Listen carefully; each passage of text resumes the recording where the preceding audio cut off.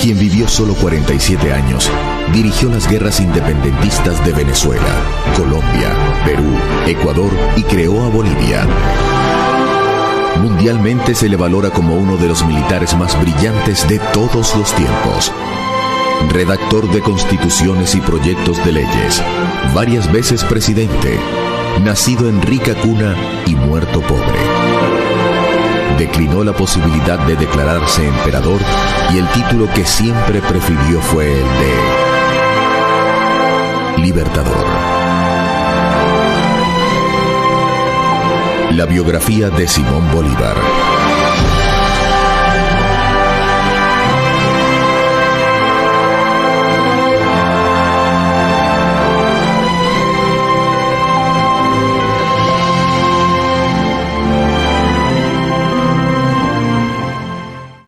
Corría el año de 1783 y era la ciudad de Caracas una incipiente población de menos de 45.000 habitantes.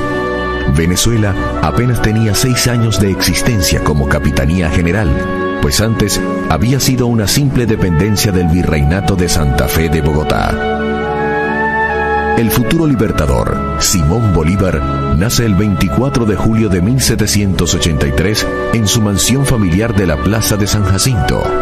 Es el cuarto hijo de una de las familias más acaudaladas de Caracas. Su fortuna alcanzaba para la época más de 8 millones de dólares. Como su madre está muy delicada de salud, la tarea de amamantarlo correspondió a 2 nobles esclavas negras, Matea e Hipólita, a quienes el libertador recordará siempre con cariño. El infortunio lo alcanzará tempranamente, pues tenía 3 años de edad cuando muere su padre, Juan Vicente Bolívar y Ponte, coronel del ejército español. 6 años después, pierde a su madre. Muy niño, comenzó a dar muestras de su carácter recio e indoblegable. Habiendo muerto su abuelo don Feliciano Palacio, su tutoría quedó a cargo de sus tíos Esteban y Carlos Palacio, con quienes no se entendía muy bien. Con solo 12 años, huye de sus tutores y terminó interno en casa del maestro Simón Rodríguez. Trasladado contra su voluntad, se resistió diciendo que de sus bienes podrían disponer, pero no de su persona, pues en esta solo mandaba él. Simón Rodríguez, declarado partidario de la independencia de España, resultará un personaje clave en su formación, pues primero que nadie descubrió en Bolívar sus excepcionales cualidades. Usted formó mi corazón para la libertad, para la justicia, para lo grande, para lo hermoso. Le agradecerá muchos años después. Además de Simón Rodríguez, quien es un paradigma de la educación latinoamericana, precursor de la temprana estimulación de la inteligencia y del método de enseñanza para el trabajo, Bolívar contó entre sus maestros a Andrés Bello, el joven filólogo, gramático y codificador, mayor que el alumno solo 2 años, llamado a ser por su parte el humanista más influyente de Chile, con una obra escrita que trasciende en el tiempo como la primera gramática española del Nuevo Mundo. A los 14 años, Simón José Antonio de la Santísima Trinidad Bolívar Palacios ingresa al ejército de Su Majestad el Rey de España como cadete y ya subteniente. Se embarca en La Guaira, rumbo a Madrid, pasando por México y Cuba. Es el primero de una serie de viajes que completarán la formación del futuro estadista. La visión humanista del libertador se explica por la intensa actividad intelectual desarrollada en los años de su juventud, cuando en Madrid vivió en la casa del marqués de Ustaris. Bolívar pudo conformarse con las clases de etiqueta, esgrima y baile, imprescindibles para un joven de su clase social, pero se inclinó por los estudios literarios y científicos. En París, frecuentó al sabio alemán Alexander von Humboldt. Fue a tertulias literarias, a salones de arte y a charlas científicas e históricas en diferentes capitales europeas. Y aún en Caracas se deleitó con jornadas culturales, las cuales después se convertirían en discusiones políticas. A los 20 años, Bolívar es por primera vez un hombre feliz. En septiembre de 1800 ya anuncia que quiere casarse con la distinguida joven María Teresa Rodríguez del Toro. 2 semanas después de casado, regresa a Caracas, donde monta un fondo de comercio, y ya lo han ascendido a teniente en el ejército de su majestad. Pero en uno de los insondeables giros del destino, la tragedia nuevamente lo alcanza. El 22 de enero de 1803, la amada esposa muere de fiebre amarilla, y el teniente español Bolívar parte de nuevo hacia Europa. Nunca más volverá a casarse. En la corta vida del libertador, los 3 factores aciagos, enfermedad, muerte y derrota, estarán repitiéndose con regularidad de una a otra época. La principal hazaña de Bolívar es haber triunfado levantándose siempre contra el infortunio. En su segundo viaje a Europa, se reencuentra en París con el maestro Simón Rodríguez. Con este va a recorrer entre 1803 y 1807 el viejo continente, que vive una conmoción generalizada a partir de la Revolución Francesa y deslumbrada por el meteórico ascenso de Napoleón Bonaparte, un joven oficial revolucionario que termina siendo emperador de Francia. Huyéndole a su depresión, Bolívar recorre parte de España, va a París y por último cumple un largo periplo por Italia. En el camino presencia la coronación imperial de Napoleón Bonaparte en la Catedral de Notre Dame de París. Seguramente que bajo el influjo de semejante coyuntura histórica, en agosto de 1805, se arrodilla en el Monte Sacro de Roma, junto a su amigo Fernando Toro, y frente a su maestro don Simón Rodríguez, hace el voto de su vida. Juro delante de usted, juro por el Dios de mis padres, juro por ellos, juro por mi honor y juro por mi patria, que no daré descanso a mi brazo, ni reposo a mi alma, hasta que haya roto las cadenas que nos oprimen por voluntad del poder español. La Revolución Francesa le ha mostrado el potencial de cambio de los pueblos en ebullición. Y ya con una mentalidad crítica hacia la dominación española, Bolívar visita Estados Unidos, la joven nación que poco atrás obtuviera su independencia de Inglaterra. Las conquistas de Napoleón alcanzan directamente a Latinoamérica y Venezuela. La monarquía de Madrid es desplazada y un hermano del emperador, José Bonaparte, ocupa el reino de España. Al conocer la noticia, las colonias españolas de ultramar se rebelan contra la ocupación francesa. Saliendo a defender los derechos del rey derrocado, emprenden el franco camino hacia la independencia. Es el histórico año de 1810. El 19 de abril, tras la renuncia del capitán general español Vicente Emparan, se constituye en Caracas una junta que asume temporalmente el gobierno de la capitanía y envía a Bolívar con Andrés Bello y López Méndez para gestionar el apoyo de Inglaterra. Allá en Londres, Bolívar busca al venezolano más famoso de la época, Francisco de Miranda, héroe de la Revolución Francesa y general de la independencia norteamericana, y lo emplaza para que venga a dirigir la liberación de su país de origen. Aunque muy joven y con un modesto grado militar, Bolívar comienza a despuntar en el proceso venezolano. La noche del 4 de julio de 1811 ya pronuncia un encendido discurso en el cual pide abiertamente que Venezuela se independice de España. Horas después, se produce la firma del Acta de Independencia. Nace así la Primera República. Esta declaración es la primera del continente. Pero desde Buenos Aires hasta Ciudad de México, casi toda Latinoamérica se proclama libre en los próximos meses. Pero la causa de la independencia venezolana va a enfrentar grandes contratiempos. En marzo de 1812, un terremoto devasta Caracas y le da argumentos al clero y a los partidarios de la monarquía para hablar de un castigo del cielo por desconocer el mandato divino del rey español. Bolívar grita y alecciona a la despavorida multitud con su proclama: Si la naturaleza se opone, lucharemos contra ella y haremos que nos obedezca. Los reveses militares hacen titubear a muchos. Aún Francisco de Miranda, el generalísimo que ha asumido la dictadura de la agónica república, cree que no podrán seguir adelante. Bolívar, el orador fulminante y febril, ocupa la comandancia de la guarnición de Puerto Cabello, que el 30 de junio de 1812 se amotina en su contra y se pasa a las fuerzas del jefe realista Domingo Monteverde. Bolívar ha debutado militarmente con un terrible fracaso a cuestas. Pero entonces ratifica con los hechos lo que proclaman sus palabras. Lejos de aceptar la derrota, jura que va a seguir hasta el fin.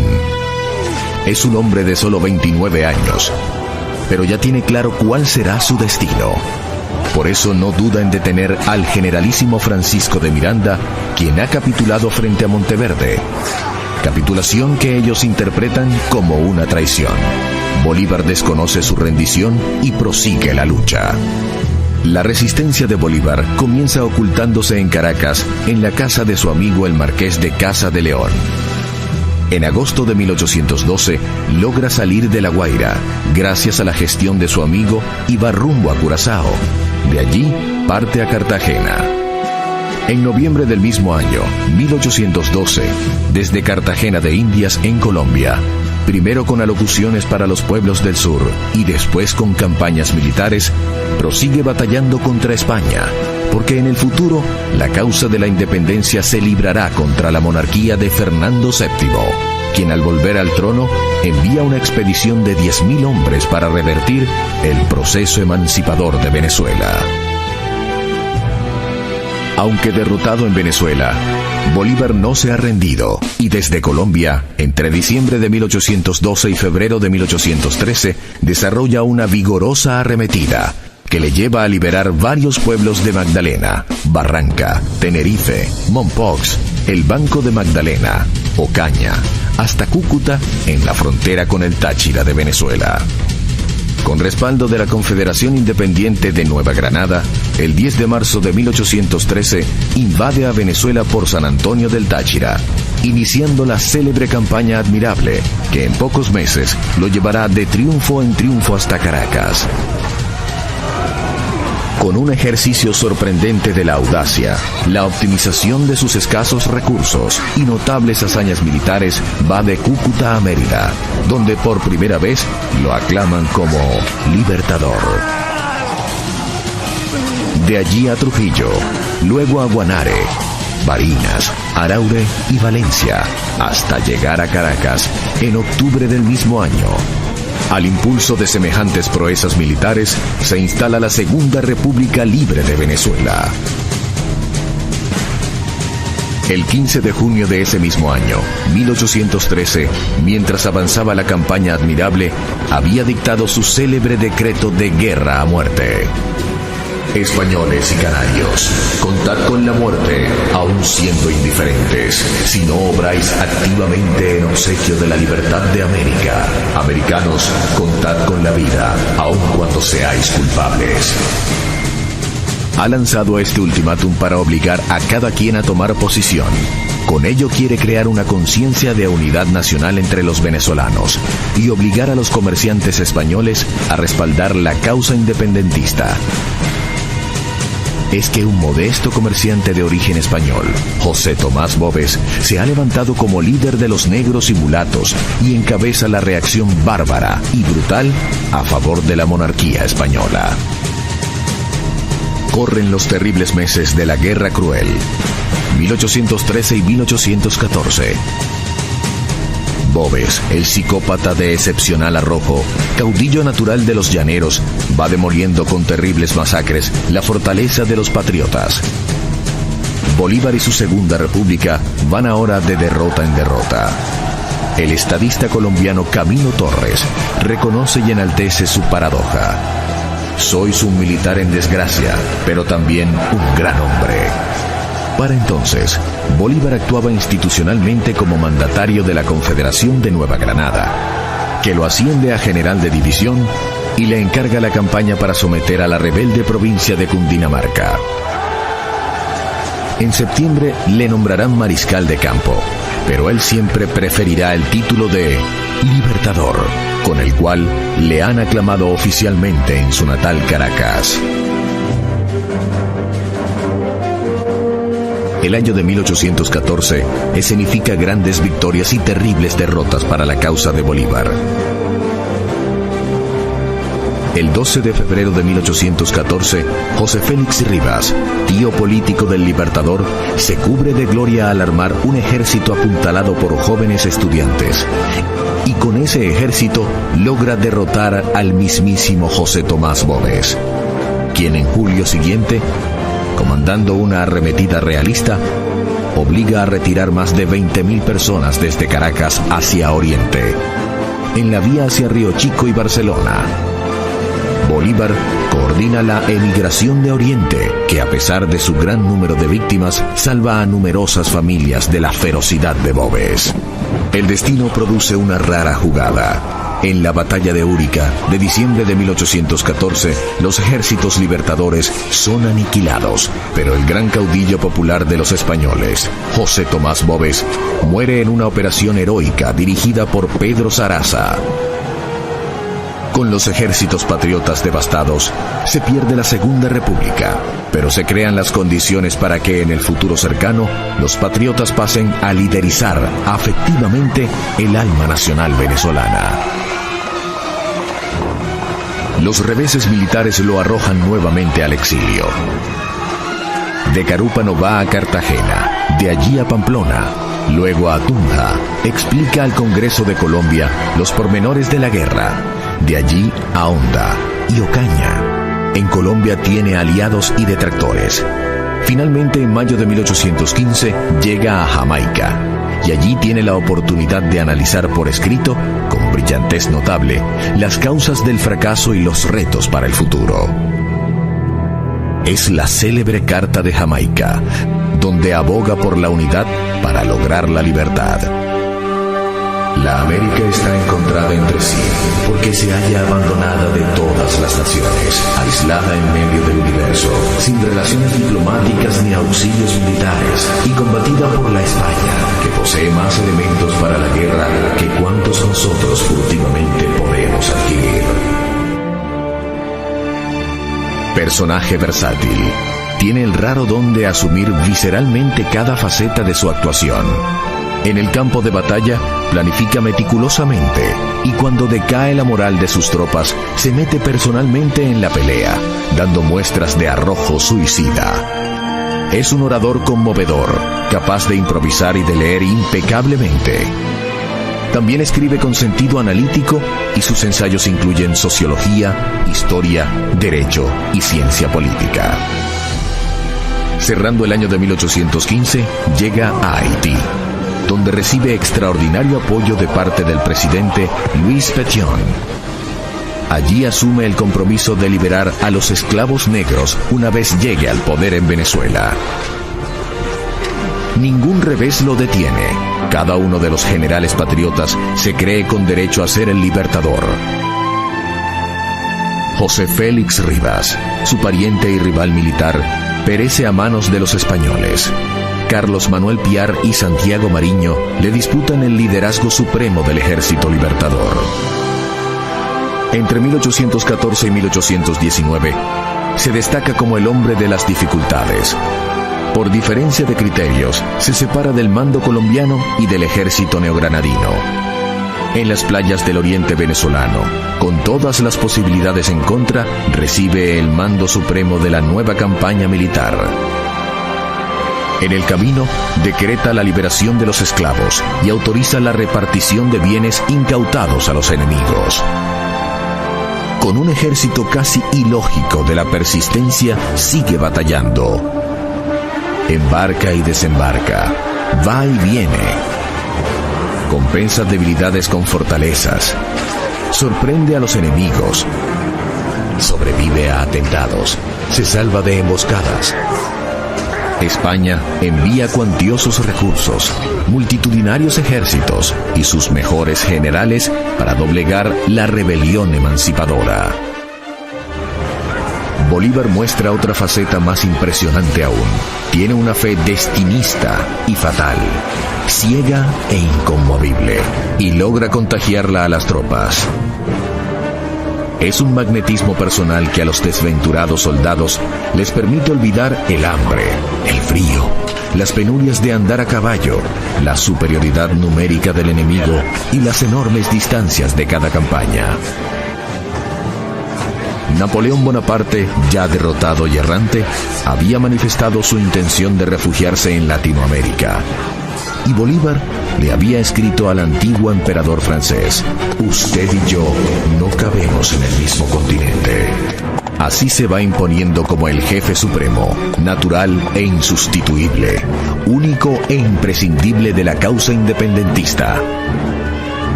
José Antonio Páez, un caporal llanero que ha heredado el ascendiente sobre las tropas mestizas, especie de Bobes bueno, se le une y lo sigue. En los 6 primeros meses de 1816, dirige la campaña de Oriente, desde Margarita y la isla de los Frailes hasta Carúpano, y de allí, en julio del mismo año, desembarca en Ocumare de la Costa. Accidentalmente va a Bonaire y las costas de Puerto Rico, pero inmediatamente regresa hacia Guiria, al otro extremo de Cumaná. En agosto enfrenta un motín de sus propios generales del Ejército Libertador y tras una breve travesía marítima llega a Guayana. A esas alturas combatía simultáneamente contra la oposición interna de los generales libertadores y contra las tropas españolas.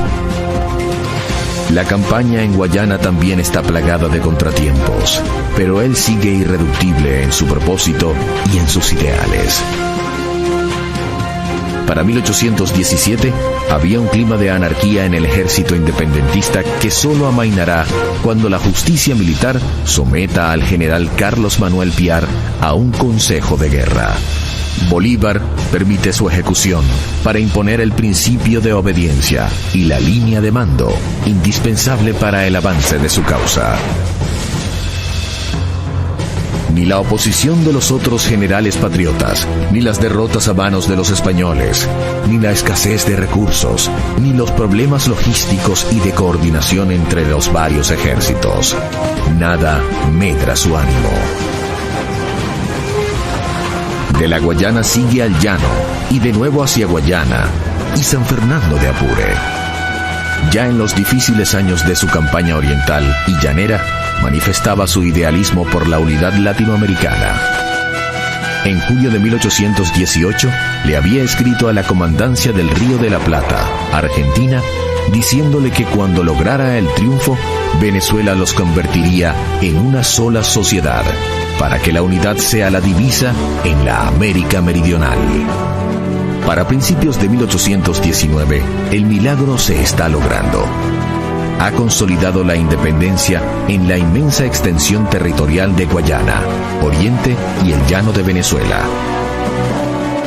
Y el 29 de enero convoca el Congreso de Angostura, desde el cual ya no solo reta a España, sino que advierte a Europa entera sobre la imposibilidad de restaurar la dominación borbónica sobre los pueblos americanos.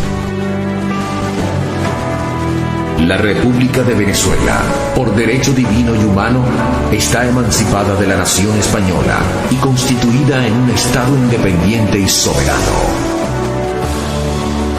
De ese Congreso de Angostura nace el proyecto de República de la Gran Colombia, que comprenderá a Venezuela, Colombia y Ecuador. Ahora es un estadista que habla de democracia, contra los gobiernos personalistas y defiende los sistemas populares. Pero en vez de deleitarse con la victoria en Venezuela, se va a Colombia, porque teme una reinvasión española a través del vecino país. En territorio colombiano, deslumbra con sus proezas militares. En una penosa odisea de casi 4 semanas, logran cruzar sigilosamente, mal vestidos, con escasas provisiones, agobiados por el terrible frío y el hambre, la cordillera de los Andes y el gélido páramo de Pisba, y tras haber perdido muchos de sus soldados, caballos y mulas, caen por la retaguardia y derrotan en la batalla de Boyacá a las tropas del general Barreiro, a quien incluso hacen prisionero. ha vencido sobre el frío y la muerte. En 1819 se consagra como uno de los jefes militares más grandes de todos los tiempos, con operaciones tácticas que aún se estudian en las academias castrenses del mundo entero. Se ha ganado así el respeto de la corona española, que acepta negociar un armisticio. En Santa Ana de Trujillo se reúne con el general realista Pablo Morillo y acuerdan una regularización de las hostilidades, con canje de prisioneros y un temporal cese al fuego. 10 años después de haber comenzado la pelea, finalmente está en condiciones de negociar con España. Cuando comenzó su gesta apenas dirigía cuadrillas de soldados sin uniformes, sin disciplina, descalzos y desarmados. Ahora comanda un verdadero ejército nacional y su política recibe apoyo diplomático y militar de Inglaterra, la otra gran potencia mundial que competía con España por la primacía en América. La tregua firmada entre Bolívar y Morillo permite la reorganización de cada bando con miras a la batalla final, que se va a librar el 24 de junio de 1821 en la Sabana de Carabobo. La batalla de Carabobo constituye una de las proezas militares más grandes de todos los tiempos. Los patriotas baten a un enemigo infinitamente superior en fuerza, en recursos logísticos, en caballos y armamento. La victoria es tan impactante que sella la independencia de Venezuela y debilita al imperio español en todo el continente. Progresivamente van alcanzando su independencia México, Guatemala y Santo Domingo en República Dominicana. Esta última proclama su intención de incorporarse a la Gran Colombia, presidida por Simón Bolívar. En adelante vive los años de su apogeo. Las cancillerías de Europa lo estudian de cerca como el hombre del momento mundial. Pero Bolívar prosigue su batalla como si fuera el primer día. Lejos de deleitar las mieles del triunfo, monta a caballo hacia el sur. Llega a Quito, Ecuador, en junio de 1822 y poco después decreta la incorporación de Guayaquil a Colombia. Va obsesionado con el ideal de la unidad latinoamericana y por eso avanza más allá, hasta Perú, el gran reducto de la dominación española en el área. El 27 de julio de 1822, persuade al general argentino José de San Martín de salir del Perú. San Martín se lleva el título de protector del Perú, pero le deja a Bolívar el título de libertador. También fue la era culminante de su vida íntima. El hombre desgraciado para el amor, que ha vivido irregulares romances a lo largo de su viudez, conoce a Manuelita Sáenz e inmediatamente se enamora de ella, quien abandona su vida en la alta sociedad de Quito y parte tras Bolívar, destinada a compartir y sufrir con él los últimos años. La campaña del Perú constituye la cumbre de su carrera militar y política. Bajo su mando directo en la batalla de Junín de 1824 y bajo el mando de Sucre en Ayacucho del mismo año, el ejército español queda definitivamente derrotado en toda Sudamérica. Se ha cumplido una de las proezas militares más grandes de todos los tiempos. Un ejército guerrillero, sin disciplina ni recursos, un ejército formado sobre la marcha, ha logrado derrotar a la primera potencia colonial de la época, la Gran España Imperial. Uno de cuyos soberanos, Carlos V, decía que en su reino nunca se ponía el sol. 1825 va a ser en perspectiva el punto de quiebre. Alcanza el mayor poder porque incorpora Perú a la Gran Colombia. Crea a Bolivia como nueva república a partir de la secesión del Alto Perú, e Inglaterra reconoce la independencia de estos pueblos. A Bolívar lo aclaman multitudes enfervorizadas por donde quiera que pasa. Voluntariamente renuncia al título de dictador que le había conferido el Congreso peruano para lograr la independencia. Simbólicamente le restituye el poder al Congreso peruano en enero de 1825. Yo no puedo, señores, admitir un poder que repugna a mi conciencia. Tampoco los legisladores pueden conceder una autoridad que el pueblo les ha confiado solo para representar su soberanía.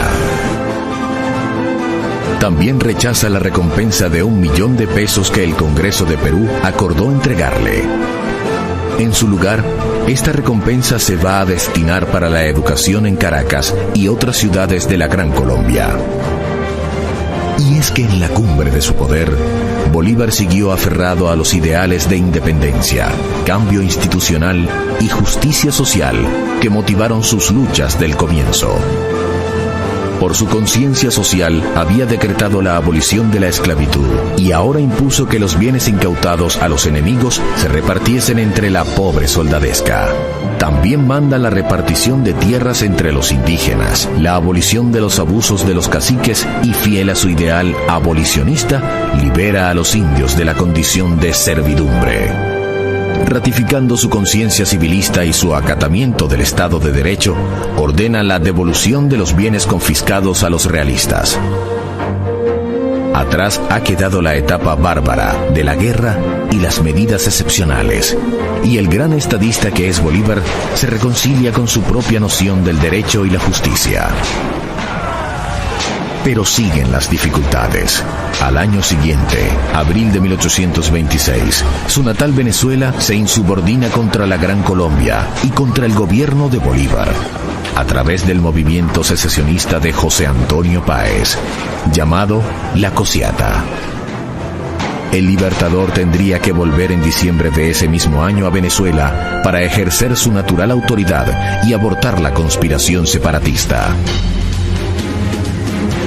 En mayo de 1826, Bolívar había convocado al Congreso Anfictiónico de Panamá, el cual esperaba se convirtiera en el punto de partida para un proyecto de unificación continental. Aunque contó con representantes de México, Centroamérica, Colombia, Perú, observadores ingleses, estadounidenses y de otras potencias, no logró cristalizar en grandes acuerdos.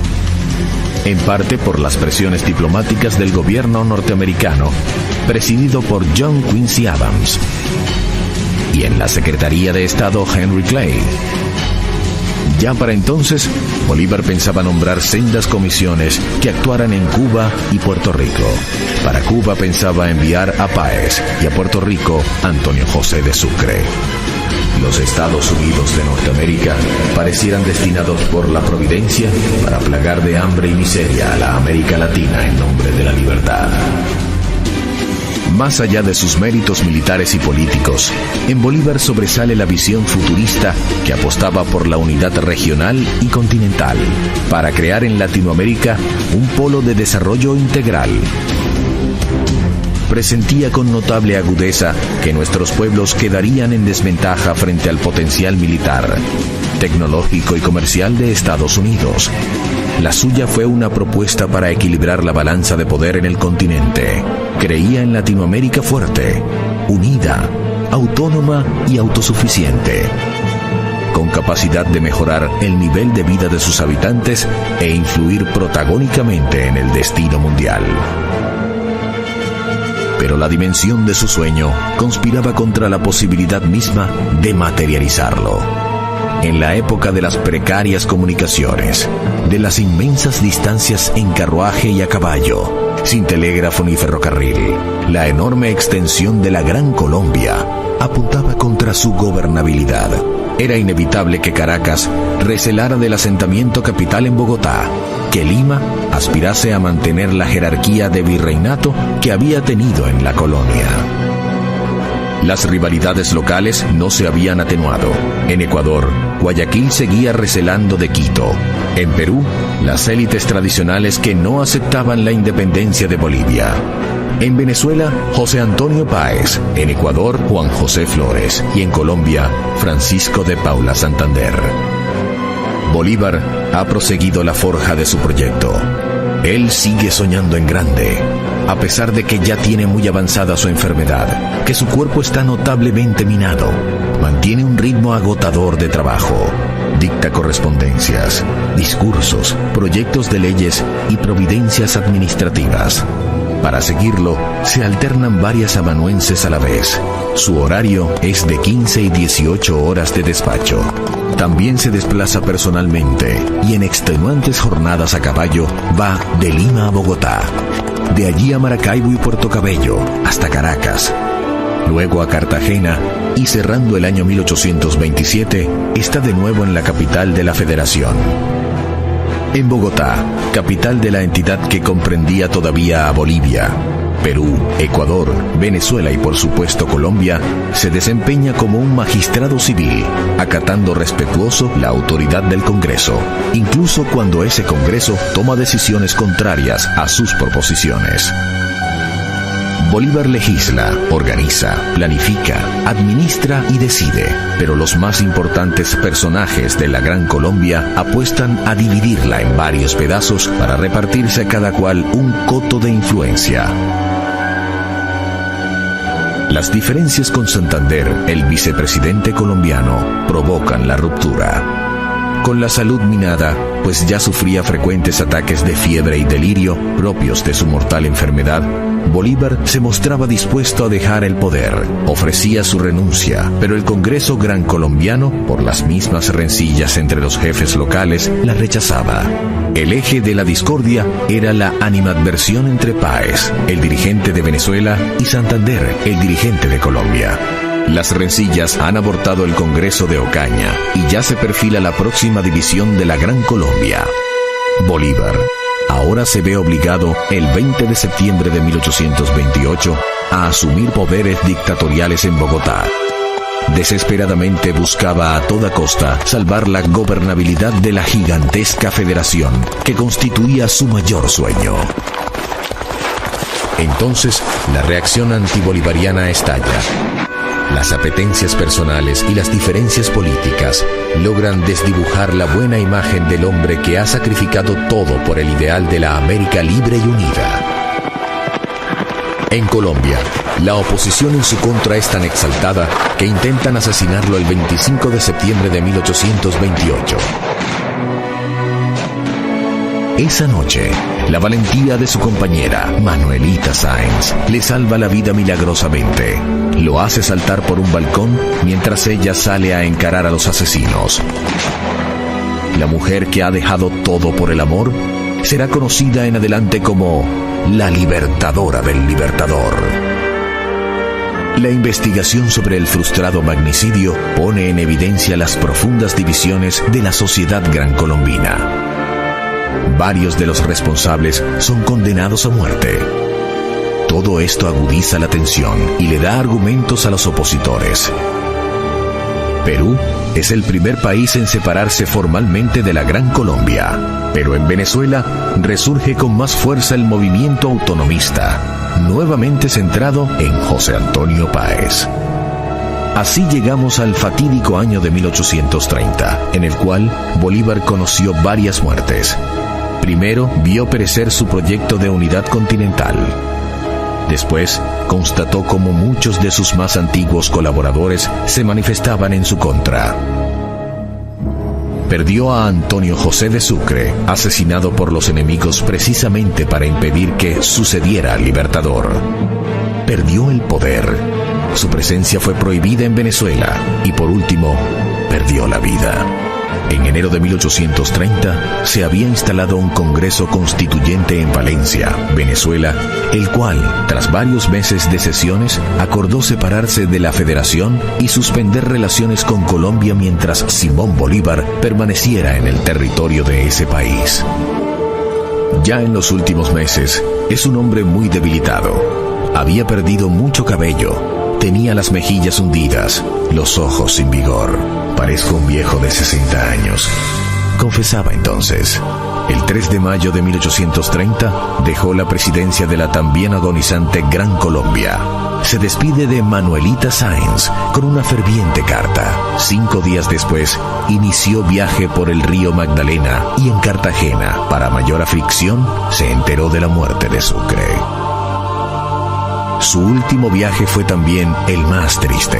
Buscaba salir de Colombia para embarcarse hacia Europa y morir en el exilio, pero la gravedad no le dio tiempo. estaba profundamente deprimido. Se comparaba con Cristo y el Quijote, concibiéndolos como otros soñadores de imposibles. He arado en el viento, he sembrado en el mar, he sido víctima de mis perseguidores, que me han conducido a las puertas del sepulcro. Yo los perdono. El 6 de diciembre hace una parada forzosa en Santa Marta y se aloja en la propiedad de don Joaquín de Mier. Lo recibe en silla de brazos su amigo, el médico Próspero Reverén. Venía pasando una temporada de angustia, agotamiento y espanto. Atribuía a la bilis el tormento de su gastada humanidad. Padecía gastroenteritis, cólicos, dolores de cabeza y trastornos digestivos. También desgastó a Bolívar la magnitud de las distancias. Pero sobre todo le afectó la magnitud del reto. El proyecto de unidad continental, que hoy ensalzamos como visionario, fue simplemente una utopía para la época. Está profundamente débil. No puede sostenerse por sus propios pies, pero no pierde la lucidez mental. Aconseja la paz y la concordia. Le cuesta dormir, no quiere comer, siente dolores en el pecho, llega el hipo y se agrava. Un día después de recibir la extremaunción, otorgó testamento repartiendo los pocos bienes que le quedaban y firma su última proclama, dirigida a la Gran Colombia, que seguía siendo su país, pues no concebía a Venezuela aislada, ni Ecuador, ni Bolivia, sino todos formando parte de su irrenunciable sueño. Colombianos, mis últimos votos son por la felicidad de la patria. Si mi muerte contribuye para que cesen los partidos y se consolide la unión, yo bajaré tranquilo al sepulcro. En los días siguientes, la situación se agrava y el 17 de diciembre, a la 1 de la tarde, todo había terminado. Comienza ahora su vida en la inmortalidad.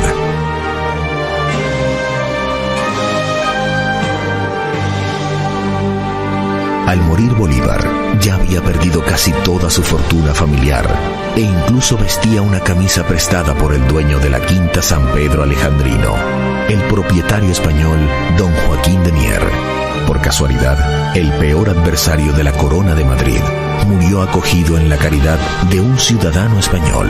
Tampoco tenía pasaporte porque le habían despojado de su nacionalidad de origen y buscaba afanosamente cruzar el Atlántico para exiliarse lejos de América, el continente que lideró por varios años.